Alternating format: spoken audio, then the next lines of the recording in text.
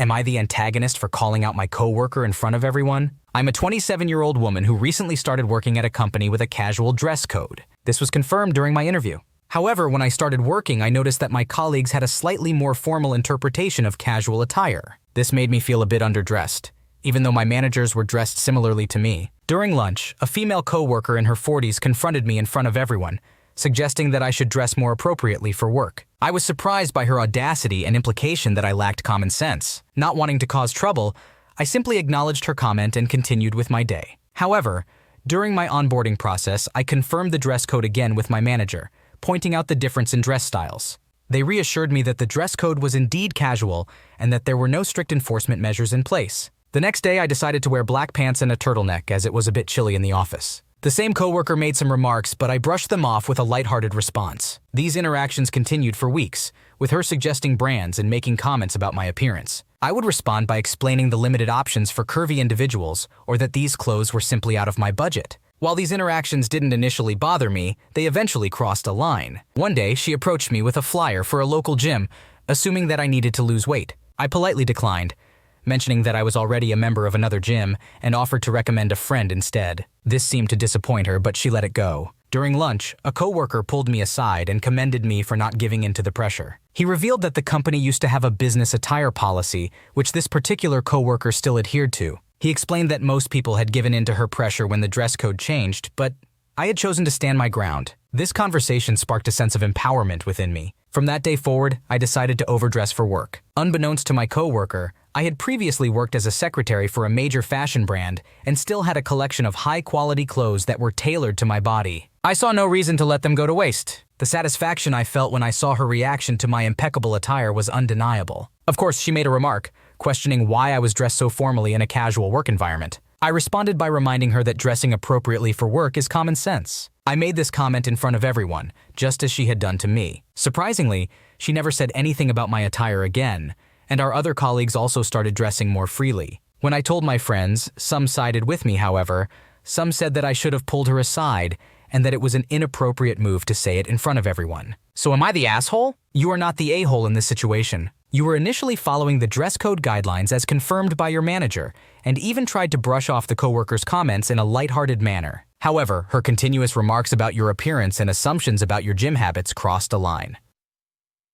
When you discovered that she was pressuring others into conforming to an old business attire policy, you decided to take a stand and use your fashion expertise to overdress for work. It was not an a-hole move to respond to her criticism in front of everyone, as she had done the same to you. Your response led to a positive outcome, with your coworker and other colleagues starting to dress more freely. It shows that your actions sparked a change in the office culture and empowered your coworkers to be more confident in their own attire choices. Your friends may have different perspectives on whether you should have confronted the coworker privately, but given the persistent nature of her comments, addressing the issue publicly may have been necessary to make a point and finally put an end to the criticism. Overall, you handled the situation assertively while maintaining professionalism. Am I the antagonist for revealing the secret about the money my mother hides? I am part of a basic family consisting of my father, 54, my mother, 52, and myself, 22. Unfortunately, my parents' marriage has never been good due to my mother's habit of wanting to control everything. She also lacks trust in my father's ability to manage the household finances,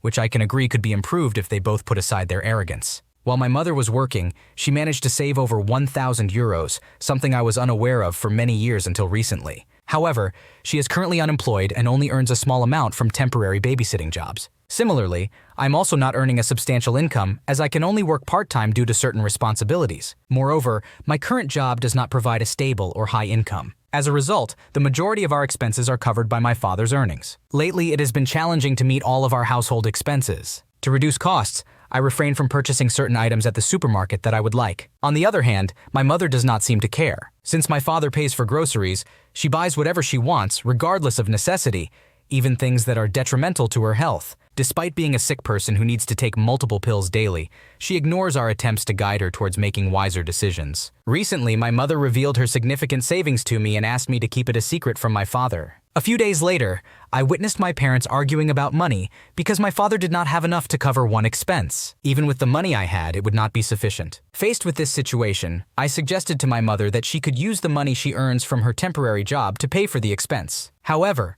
she did not appreciate my suggestion and repeatedly insisted that it was not her responsibility to pay the bills. On the other hand, my father tried to remain composed and explained that some customers had not yet paid him, which is why he lacked sufficient funds for the bills. My frustration grew, and in a moment of anger, I revealed to both of them what I knew about my mother's hidden savings. I called her selfish and insensitive, emphasizing that we could have avoided late payments and the stress of wondering what we would eat in the coming days if she had contributed. Instead, she prioritized her own spending without considering the financial difficulties faced by her husband and daughter. Naturally, she was upset and has since been giving me the silent treatment. Am I the one at fault here? It is understandable that you are frustrated and upset with your mother's behavior. It seems like she has been irresponsibly spending money and not considering the financial strain it puts on the rest of the family. It's also unfair that she expected you to keep her savings a secret from your father. However, it's important to communicate your feelings in a calm and respectful manner. While your frustration and outburst are understandable, exploding at your parents might not have been the most productive way to address the issue.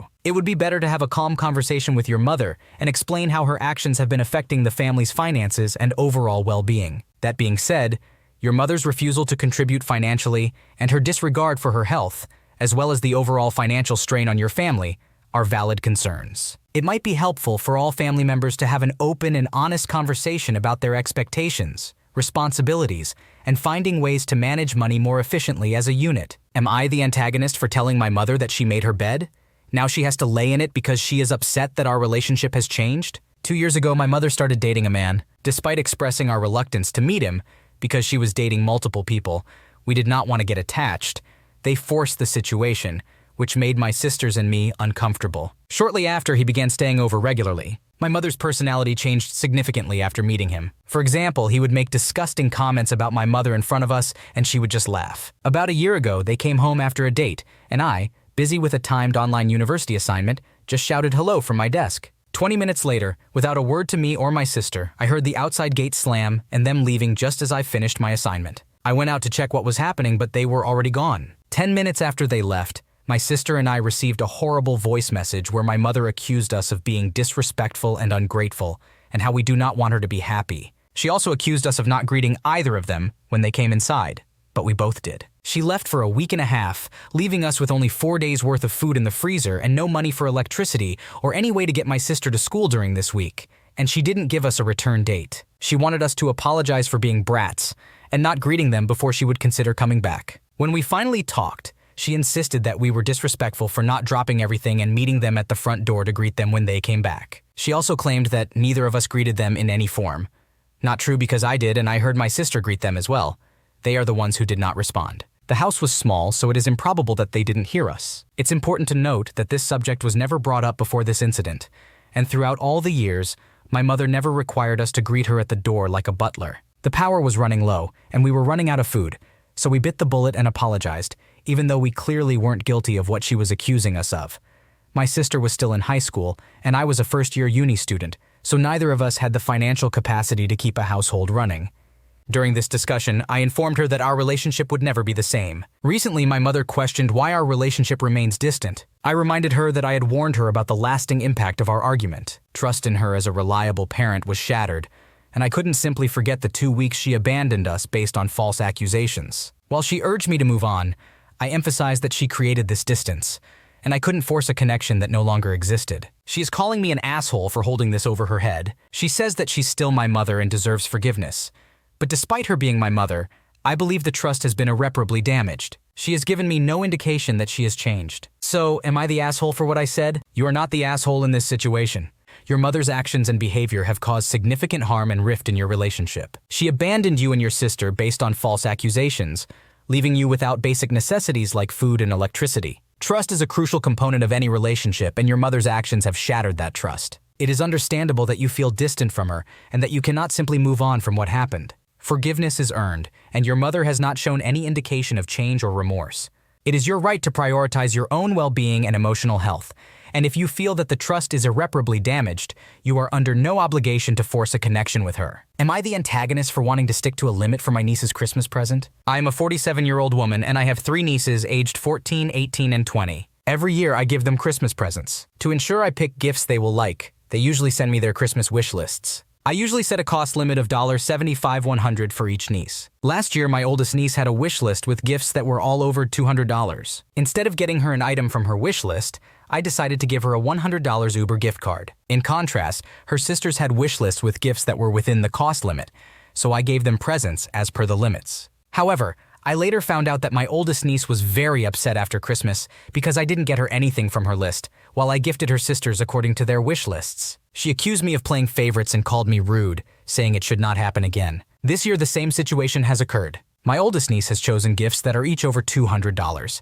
except for a matching clothing set where each piece is under $100, but the entire set costs more than $200. Her sisters have a range of prices for their gifts, some of which are under $100. I'm inclined to stick to my cost limits again this year and give gifts from the younger niece's wish lists, while giving a $100 gift card to my oldest niece. Money is not a problem for me, as I can afford any of the gifts on my oldest niece's Christmas list. However, I feel compelled to stick to my principles regarding cost limits, considering that my oldest niece might get upset again. Would it make me a bad person to stick to my principles, knowing that my oldest niece could and probably will be hurt? You have set reasonable cost limits for the Christmas gifts, and it seems like your other nieces are sticking to those limits. It is not fair for your oldest niece to consistently choose items that exceed the established budget while her sisters are adhering to it. Furthermore, you did consider her wish list by gifting her a $100 Uber gift card instead of an item from her list that was over the budget. It is not fair for her to accuse you of playing favorites or being rude when you have made an effort to include her in the gift-giving process. While it is understandable that you don't want to hurt your niece's feelings,